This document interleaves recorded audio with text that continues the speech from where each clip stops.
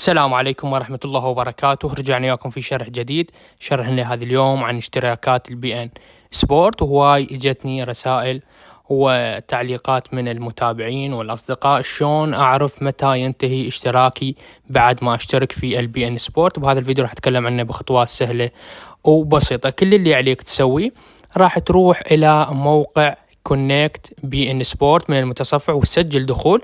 بعدها تروح في على يسار الشاشة إلى اختيار ماي اكاونت أو حسابي، بعدها إلى سبسكريبشن أو الاشتراكات. بعد ما تضغط على الاشتراكات راح تفتح لك الصفحة وبيها الاشتراك مالتك وكل تفاصيله، ومن ضمنها متى ينتهي هذا الاشتراك. هذا عن طريق البي ان كونكت. أما عن طريق الموقع الرسمي تروح تسجل إلى الموقع الرسمي أيضا، وتروح إلى اختيار ماي اكاونت أو حسابي، ومن بعدها تروح إلى الدفعات والاشتراكات، ومن عندها راح يظهر لك كل تفاصيل الاشتراك. لهنا وصلنا إلى نهاية الشرح. لا تنسونا باللايك والاشتراك. نلقاكم في فيديو جديد. السلام.